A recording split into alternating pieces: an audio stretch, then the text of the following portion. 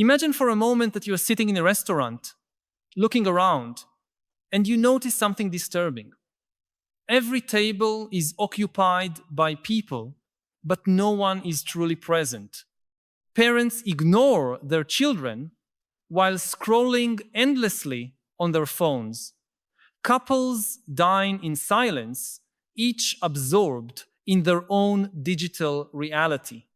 Teenagers sitting side by side, but completely disconnected from each other, living in parallel worlds constructed by algorithms. You feel a strange chill running up your spine, an uncomfortable sensation that something fundamental has been lost, but you can't put your finger on exactly what it is. This feeling you're experiencing isn't paranoia or romantic nostalgia for the past. It's your intuition capturing something that our conscious mind is still struggling to understand. We are witnessing in real time the process of self-destruction of our own social species.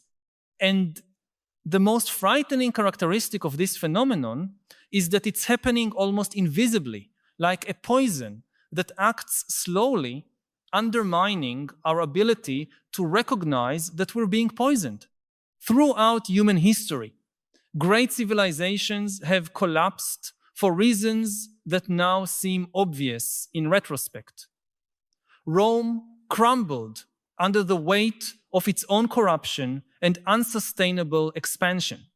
The Maya exhausted their natural resources to the point of no return.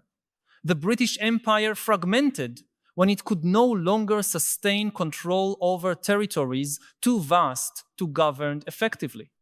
But what we're experiencing today represents something completely different in human history.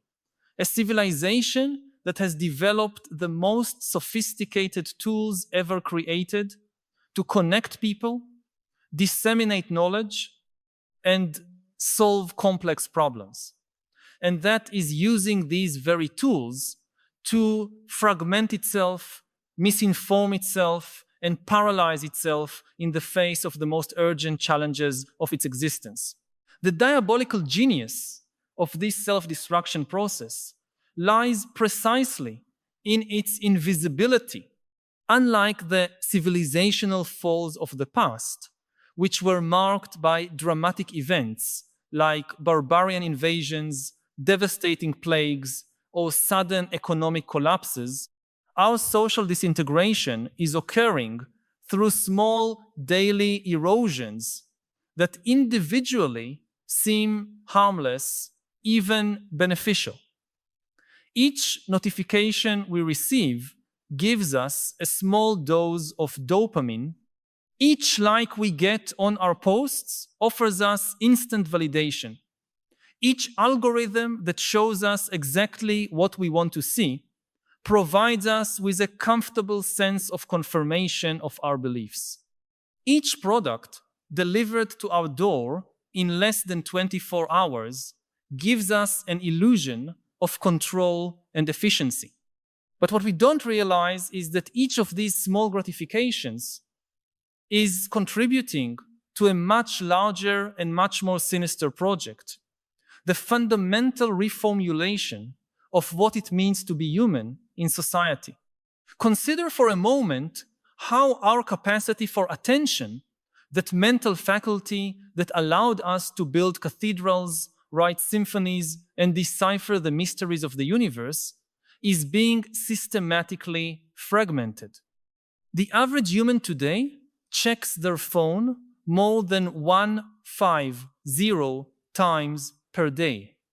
This means that during our waking hours, we interrupt our attention every 6 or 7 minutes. Our brains, which evolved over millions of years to focus on one task for extended periods, are being reprogrammed to operate in bursts of concentration lasting mere seconds. And the most disturbing thing is that this reprogramming isn't happening by accident. It's the result of intentional design by corporations that profit billions of dollars from our fragmented attention and that invest fortunes in neuroscientific and psychological research to make their products increasingly addictive. But attention fragmentation is just the surface symptom of a much deeper transformation. We are witnessing the gradual dissolution of what sociologists call the social fabric, the invisible network of trust, reciprocity, and shared meaning that allows groups of strangers to cooperate on massive scales. For thousands of years, humans developed sophisticated mechanisms to build and maintain these social networks. Religious rituals that created shared experiences, cultural traditions that transmitted values from generation to generation, political institutions that channeled conflicts constructively, public spaces where people of different backgrounds could meet and discover their common humanity. All these mechanisms are being systematically dismantled by the digital revolution, but they are not being replaced by functional alternatives. Instead, we are creating what we could call pseudo-socialization, the illusion of human connection without its real substance. When we spend hours interacting with people on social networks, our brain receives signals that we are being social. But these interactions lack the most fundamental elements of real human socialization: body language, tone of voice, physical presence, mutual vulnerability, real consequences for our actions. It's as if we were trying to nourish ourselves by eating only synthetic vitamins without ever consuming real food. Functionally, this might keep our bodies alive, but it cannot provide us with the rich and complex experience of true nutrition. The result of this pseudo-socialization is a phenomenon that is becoming epidemic in developed societies: mass loneliness.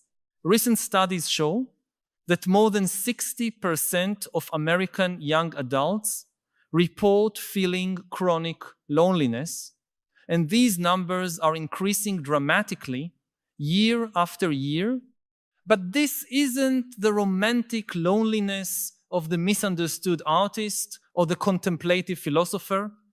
It's a deep existential loneliness, a sense of disconnection, not only from other people, but from reality itself. It's the loneliness of someone who has hundreds of friends online, but no real friends to call in a crisis.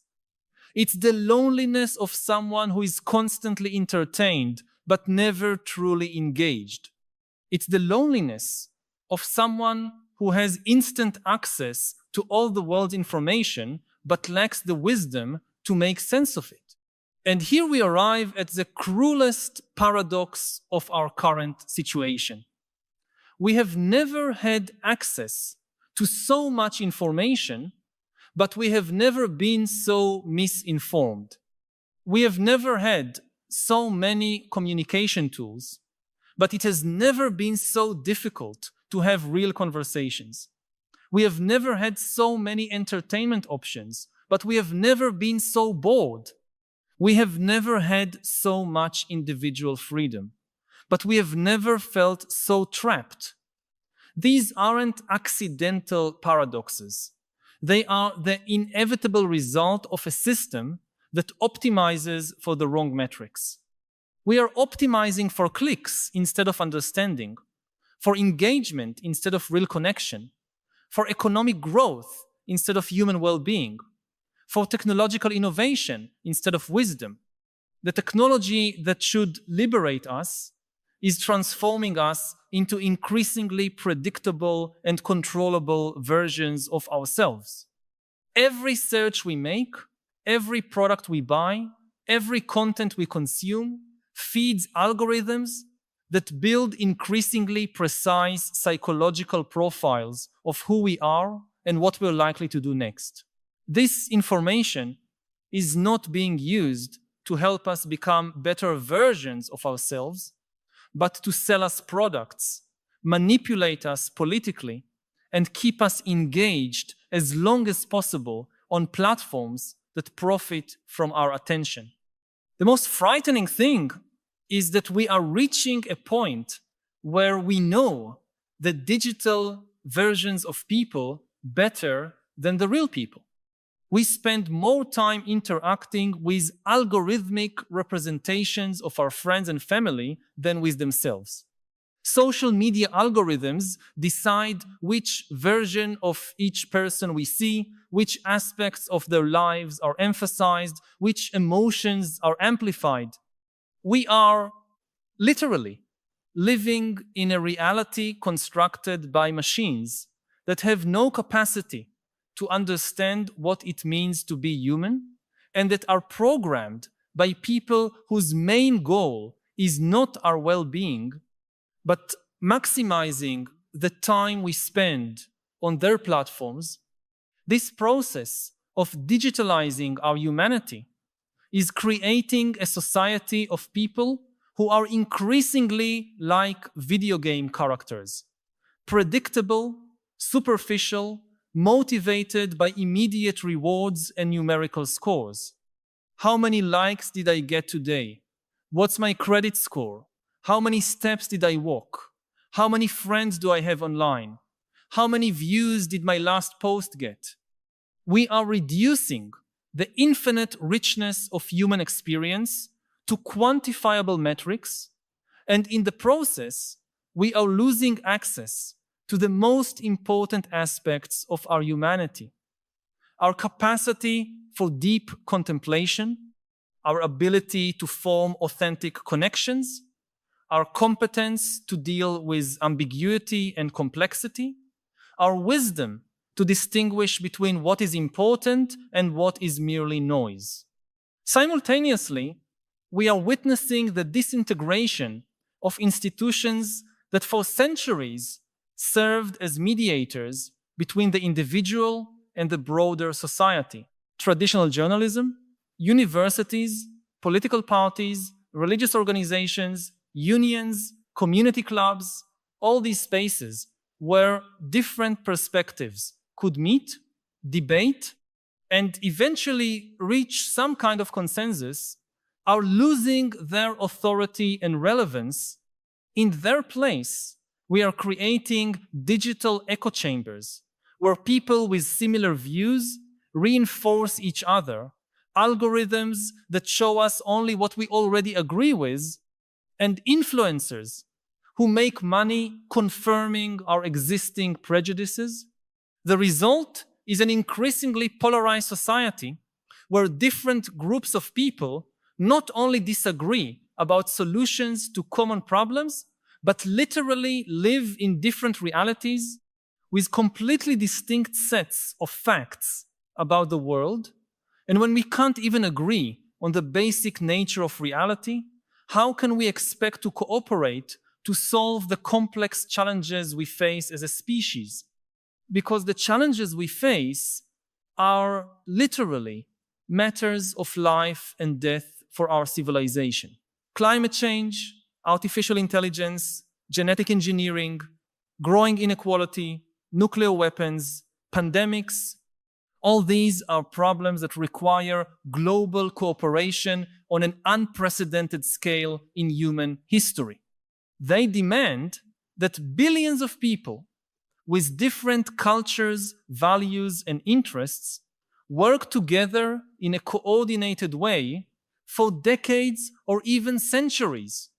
But instead of developing the institutions and collective mentality necessary to face these challenges, we are fragmenting into smaller and smaller tribes that are increasingly hostile to each other.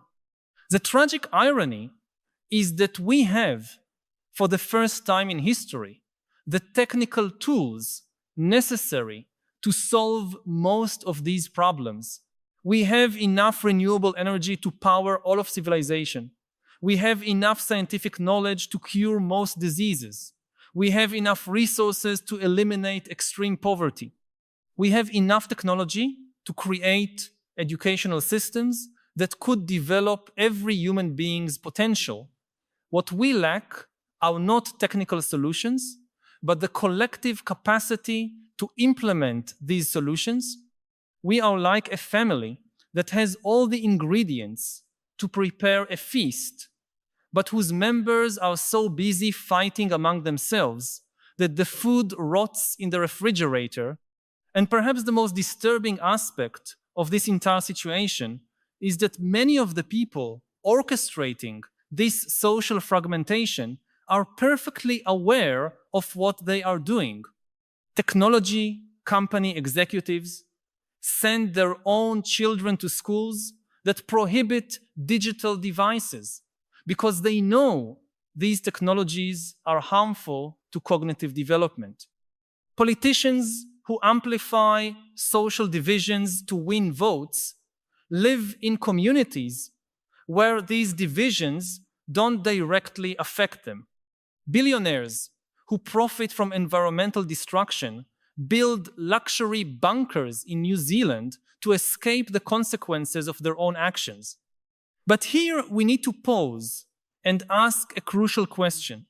If so many powerful people know we are walking toward a precipice, why aren't they doing anything to change direction? The answer is both simple and terrifying, because the system we have created is more powerful than any individual within it. Even those who seem to be in control, we are trapped in a dynamic that economists call the tragedy of the commons, where each individual actor, acting rationally according to their own short-term interests, contributes to a collective outcome that is disastrous for everyone. The CEO of a social media company cannot simply decide to make their platform less addictive, because that would reduce engagement, which would reduce advertising revenue, which would make stock prices fall, which would lead shareholders to replace them with someone more willing to maximize addiction. A politician cannot simply stop using divisive tactics, because their opponents will continue using these tactics and gain electoral advantage. A journalist cannot simply stop producing sensationalist content, because readers naturally gravitate toward drama and controversy, and outlets that don't provide this stimulation lose audience. We are, in other words, trapped in a kind of machine that we ourselves built, but that now operates according to its own internal logic, independent of our conscious intentions. And the logic of this machine is simple: maximize engagement, maximize profit, maximize growth, regardless of human or environmental cost. It's a logic that treats human beings not as ends in themselves, but as resources to be extracted, data to be collected, attention to be monetized. We have reached the point where our own collective intelligence, which allowed us to dominate the planet and build impressive civilizations, is being used against us. Artificial intelligences trained on our data are becoming better than ourselves at predicting and manipulating our behavior. Algorithms know our desires, fears, and weaknesses better than our own friends and family. And these intelligences are not being used to help us grow, learn, and become better versions of ourselves, but to keep us in predictable behavioral loops that benefit their creators. Imagine a future, not very distant, where you wake up in the morning and before even getting out of bed, your phone already knows what kind of mood you're in, what type of content you'll want to consume, what products you're most likely to buy, what political opinions you're most susceptible to embracing, not because you consciously chose these things, but because algorithms analyzed your sleep pattern, your movements during the night, the speed with which you unlocked your phone, and 1,000 other subtle signals you didn't even know you were emitting. These algorithms then build your entire day around keeping you engaged, shopping, and predictable. Your choices become less and less yours, and more products of sophisticated manipulation that operates below the threshold of your consciousness. This is not dystopian science fiction. Elements of this reality are already manifesting around us. The question we need to face is there still time to change course? Is it still possible to recover our individual and collective agency? Can we still build a society that optimizes for human flourishing instead of corporate profit?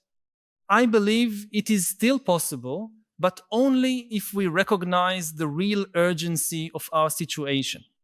We need to understand that we are not just facing political or economic problems that can be solved through elections or gradual reforms.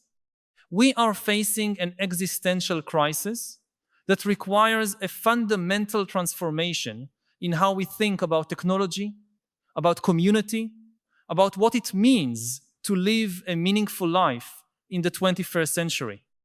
But perhaps the deepest and most disturbing dimension of this social self-destruction is something we have not yet fully explored: how it is fundamentally redefining our relationship with truth, with reality, and ultimately with our own identity as a species. For the first time in human history, we are creating parallel realities on a massive scale. I'm not just talking about differences of political or cultural opinion, which have always existed, but about the fragmentation of the very notion of a shared objective reality.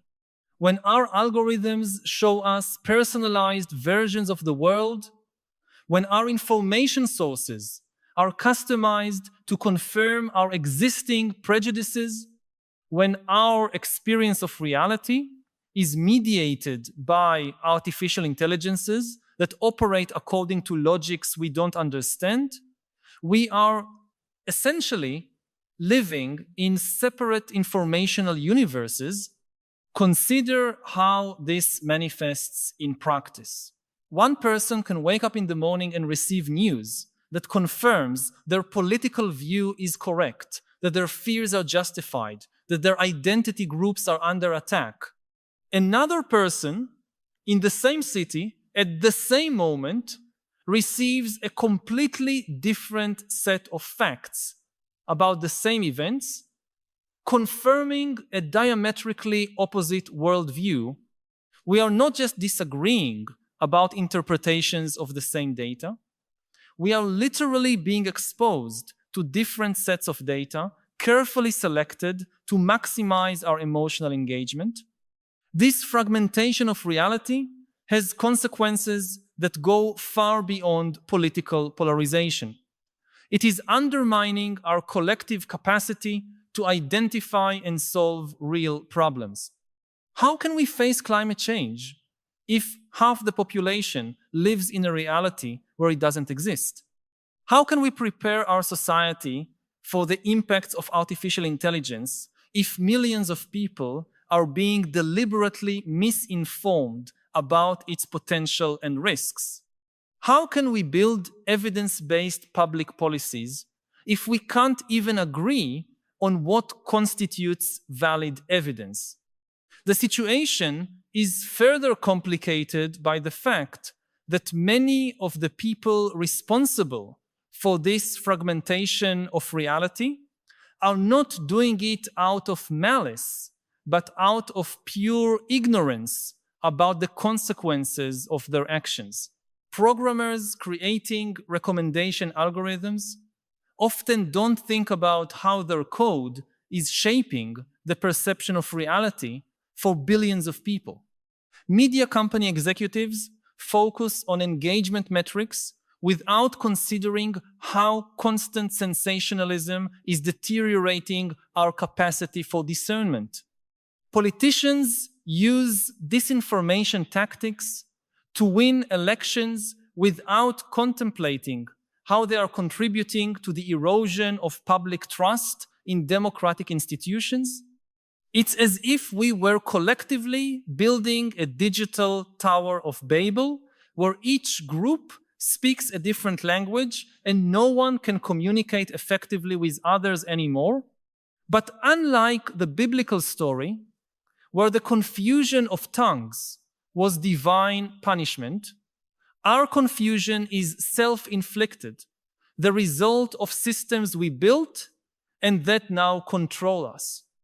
And here we arrive at one of the cruelest ironies of our situation. The more connected we are digitally, the more disconnected we become from physical reality and real people. We are developing more intimate relationships with algorithms than with our neighbors. We know more about the lives of celebrities we will never meet than about the challenges faced by people who live on our own street. We have strong opinions about conflicts on the other side of the world, but don't know the names of the children playing in the park next to our house. This inversion of priorities is not accidental. It is the result of intentional design by systems that profit by keeping our attention focused on distant and abstract dramas instead of the concrete realities we could actually influence. It's much more profitable to keep us engaged in endless debates about national politics than to encourage us to actively participate in the life of our local communities. It's easier to monetize our outrage about global injustices than to support our efforts to create positive changes in our own neighborhood. The result is a society of people who feel simultaneously hyper-connected and deeply isolated, super-informed and completely lost, technologically empowered and completely politically powerless. We are like passengers on a flight where everyone has access to unlimited entertainment, but no one has any idea where the plane is going or who is really piloting it. And perhaps the most frightening aspect of this situation is how it is affecting the development of children and young people who are growing up without ever having experienced a world where attention is not constantly fragmented, where socialization is not mediated by algorithms, where learning is not gamified, and personal achievement is not measured in digital metrics. We are creating a generation that has never known productive boredom, those moments of mental quietude that have always been fundamental to creativity and self-reflection. A generation that has never experienced the feeling of being truly lost and having to discover their own path, because there is always a GPS, an algorithm, or an instant answer available. A generation that has never had to develop tolerance for frustration or perseverance in the face of difficulty, because there is always a button to skip, pause, or switch activities. I am not romanticizing the past or suggesting that we should completely abandon technology. What I am questioning is whether we are creating tools that amplify the best human qualities, or if we are inadvertently building an environment that atrophies our capacity to develop wisdom, resilience, and authentic connection. Neuroscience is beginning to reveal how this new way of living is literally reshaping our brains Studies show that constant use of digital devices is reducing our capacity for deep concentration, affecting our long-term memory, and altering neural circuits associated with empathy and emotional regulation. We are literally becoming different versions of human beings than we were just one generation ago. And here we need to ask a fundamental question: what kind of human beings do we want to become? Do we want to be creatures that react instantly to every stimulus, that constantly consume but rarely create, that have opinions about everything but deep understanding about very little? Or do we want to cultivate our capacity for contemplation, creation, deep connection, wisdom based on experience and not just information? The answer to this question will determine not only our individual well-being, but the future of our civilization, because the challenges we face as a species, climate change, growing inequality, the emergence of artificial intelligence, the possibility of nuclear war, all these problems require not just technical solutions, but an evolution in our collective consciousness, a maturation in our capacity to think and act as a unified species instead of fragmented tribes competing for limited resources. And here we arrive at the heart of the matter. Our social self-destruction is not just a problem in itself, but a symptom of something deeper, a crisis of meaning and purpose that has roots in the very structure of how we organize our modern society. For thousands of years, humans found meaning through shared narratives that connected their individual lives to purposes greater than themselves. Religion, cultural traditions, community projects, struggles for social justice, all of these provided a sense that our existence mattered beyond our immediate personal satisfaction. But secular modernity, especially in its neoliberal form, offers us a very different narrative. You are an autonomous individual responsible for creating your own meaning, and the measure of a well-lived life is personal success, defined primarily in terms of material wealth, social status, and fulfillment of personal desires. It's a narrative that places immense weight on individuals to find purpose in their own lives without offering robust social structures to support this search. The result is a society full of people who have more freedom of choice than any previous generation, but who feel lost, anxious, and directionless.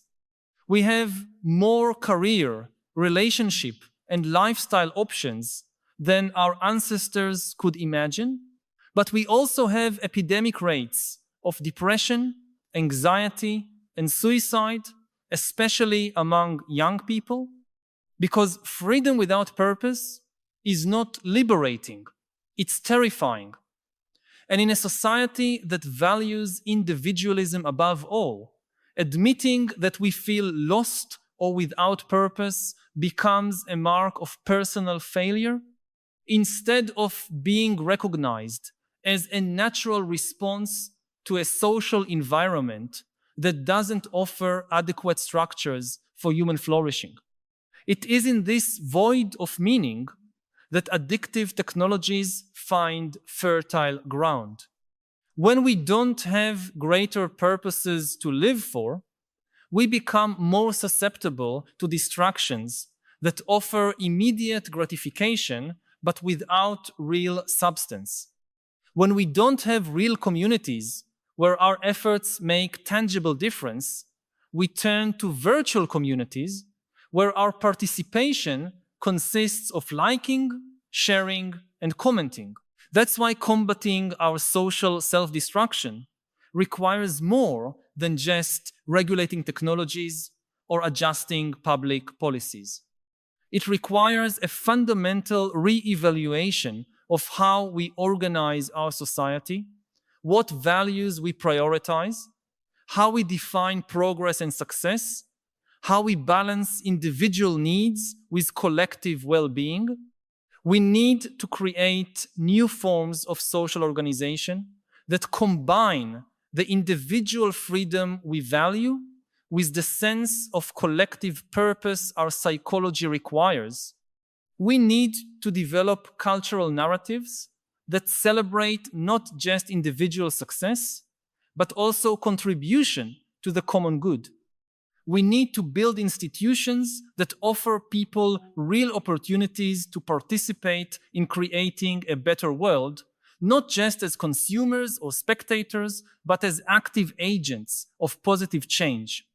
This could mean reimagining our workplaces to be spaces of creation and collaboration instead of just value extraction. It could mean redesigning our cities to facilitate real human encounters instead of just efficient transit. It could mean creating new rituals and traditions that celebrate our common humanity and our interdependence with the natural world. Above all, it means recognizing that we are a social species that evolved to live in small, cohesive communities, and that our psychological well-being depends fundamentally on feeling needed, valued, and connected to something greater than ourselves. No amount of digital entertainment, material consumption, or individual success can substitute for this fundamental need for belonging and purpose. The good news is that this understanding is beginning to emerge in many places around the world. Movements to create more sustainable and connected communities are growing. Companies are experimenting with business models that prioritize employee well-being and social impact. Schools are developing curricula that teach not just technical skills, but also emotional intelligence and systems thinking. Technologists are creating tools that support real human connection instead of exploiting it.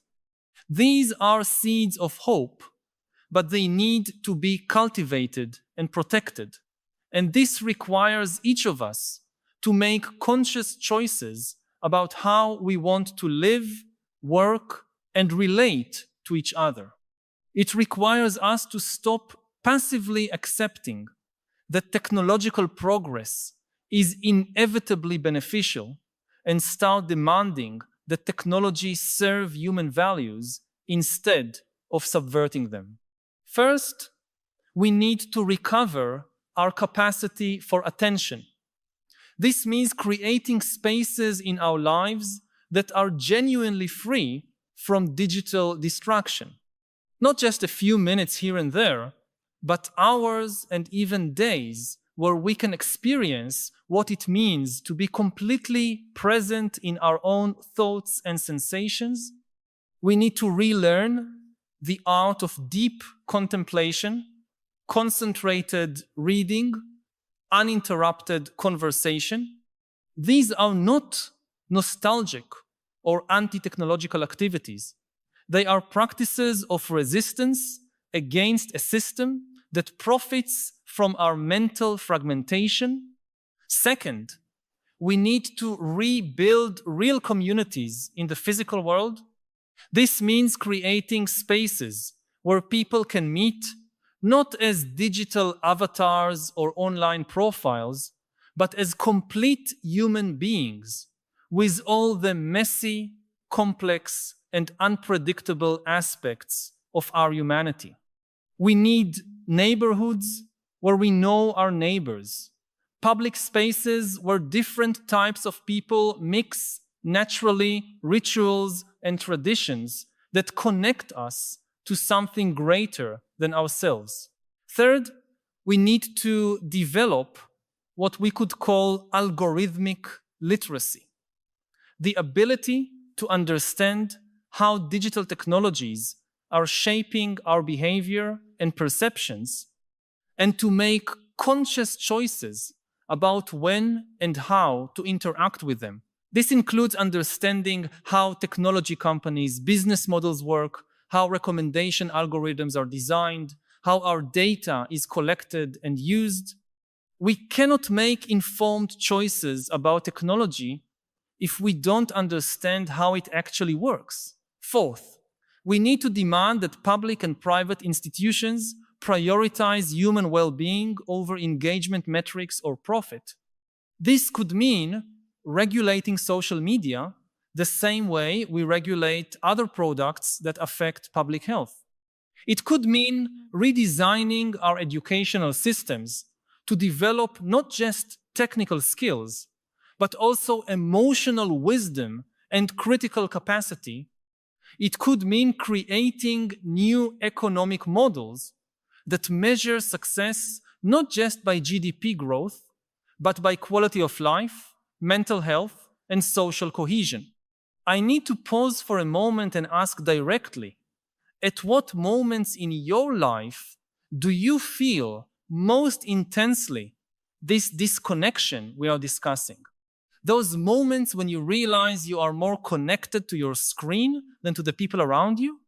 I know we often keep these concerns to ourselves, perhaps for fear of seeming overly dramatic or nostalgic in a world that celebrates each new technological innovation as progress. But your concerns are valid and shared by more people than you imagine. Share in the comments.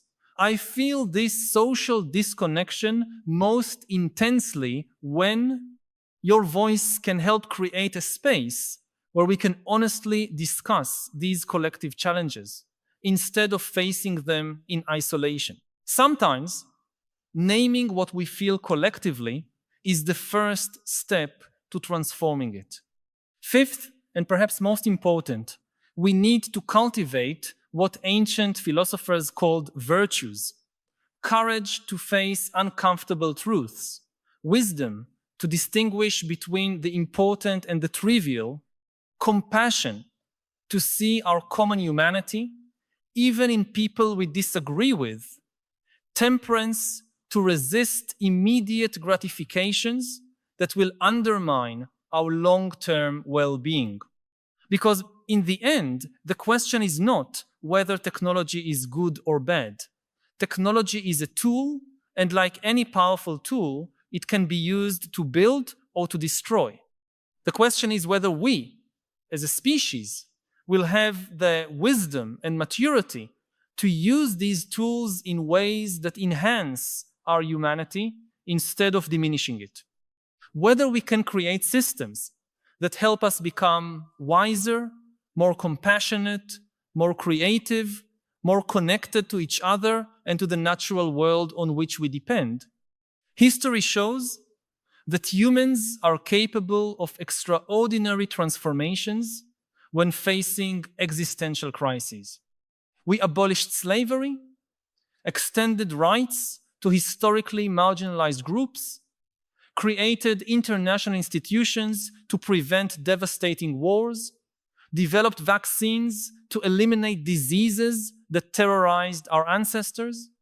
In each case, these transformations seemed impossible until they became inevitable. Today, we face perhaps the greatest challenge in our history as a species: learning to live wisely with the power our own intelligence has created. It's a challenge that requires not just technical solutions, but an evolution in our collective consciousness, a maturation in our understanding of what it means to be human in a world where the boundaries between natural and artificial, between human and algorithmic, between real and virtual are dissolving.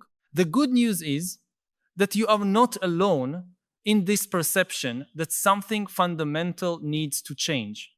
Millions of people around the world are awakening to the need for a profound transformation in how we live and relate to each other. Movements are emerging to create alternatives to addictive social media, to build more connected communities, to develop technologies that serve human flourishing instead of its exploitation. Each of us has a role to play in this transformation. Every time we choose real conversation over digital distraction, every time we choose to support local businesses instead of corporate giants that extract value from our communities, every time we decide to cultivate a deep skill instead of consuming superficial entertainment, we are contributing to building an alternative to the system that is fragmenting us. It's not about completely rejecting technology or returning to an idealized past. It's about recovering our agency as conscious human beings who can make intentional choices about how we want to live and what kind of world we want to create for the next generations. It's about remembering that we are more than the sum of our clicks, more than our digital profiles, more than the products we consume or the content we share. We are beings capable of love, creativity, transcendence, of building meaning from chaos, of finding beauty even in difficulty, of creating deep connections that persist beyond the fluctuations of our digital timelines. We are descendants of ancestors who survived ice ages, who built civilizations from nothing, who looked at the night sky and imagined possibilities beyond their immediate reality. If these reflections have touched something you have been feeling, but perhaps haven't found words to express, know that you are not alone. By subscribing to this channel, you will connect with a growing community of people who share your concerns and your desire for a deeper understanding of the philosophical challenges of our time. Each week, we meet here to explore together the great questions that define our era and to seek not just understanding, but also wiser ways of living amid the transformations we are witnessing. This is not just a channel, but a space for dialogue and collective growth, where your perspective is valued and your journey of discovery is supported. Society may be self-destructing, but this self-destruction is not inevitable. It is the result of specific choices, and choices can be changed. Each moment offers a new opportunity to choose connection instead of distraction, depth instead of superficiality, wisdom instead of mere information, real community instead of digital pseudo-socialization. The future we will create depends on the choices we make today, not just as individuals, but as a species that is learning for the first time in its history how to be truly responsible for the power its own intelligence has created. The question is not whether we can avoid self-destruction, but whether we will choose to do so. And that choice fundamentally begins with each of us deciding to live more consciously, more connected, and more aligned with what truly matters for human flourishing. It continues when we decide to support institutions, companies, and leaders who share these values. And it is completed when we manage to create a collective movement powerful enough to transform the structures that are currently leading us to the precipice. The future is not written. It is being created by the choices we make at every moment, individually and collectively. And we still have time to choose a different path if we have the wisdom to recognize the real urgency of our situation and the courage to act in accordance with this understanding. Information is the food of the mind. More information is always good for you. That's ridiculous. You think a lot about these topics, and how do you protect yourself against the negative consequences of AI? There are two main things. One is to get to know my own mind as well as I can. Because all these manipulations, they work by getting to know and exploit our own weaknesses. It's the oldest advice in the book. Get to know yourself better. The second thing is to keep some kind of an information diet. Lots of people have a food diet. They are very mindful of what they eat, which is important. You know, you don't want to eat too much. It's not good for you. You don't want to eat junk food. It's not good for you. It's the same with information. Information is the food of the mind. The idea that more information is always good for you, that's ridiculous. It's like thinking that more food is always good for you. Not true. And similarly, you have to be very mindful what kind of information you're putting into your mind. If you feed your mind constantly with outrage and anger and fear, you'll get a sick mind. So you have to be very careful. Also very important, like with food, you need time to digest. Time when you don't take in more information. That's it for now, and now I need to digest. It's just our fortune and misfortune as a species that we think in stories. So if you want to make a point, you have to take the messiness of reality and cast it as a story, otherwise people don't understand. And we have now all these discussions about, for example, climate change. How to make the general public understand what is happening, what is the enormity of the crisis we are facing, what is the evidence supporting it, what should we do? The problem is scientists, including climate scientists, they think in facts, in numbers, in statistics, in equations, in graphs, all the things that make most people fall asleep or just not get it. If you really want to make the public understand climate change, you need a story. Most information in the world is junk. In just a word or two, explain why modern AI might destroy democracy. The key issue is that democracy is based on trust, whereas dictatorship is based on terror. This extremely cynical view of humans is not true. What you've done in your recent book, Nexus. The book is about the history of information. You offer a different lens for information. Information isn't truth. It's not a question of helpful or dangerous. It's the magnitude of the change. We need more boring politicians, for instance. For sure. Suffering is the rejection of reality. One of the last stories that still connects everybody is the story of money. This whole problem becomes much greater with AI. AIs can make decisions. They are not just tools in our hands, they are agents, creating new realities.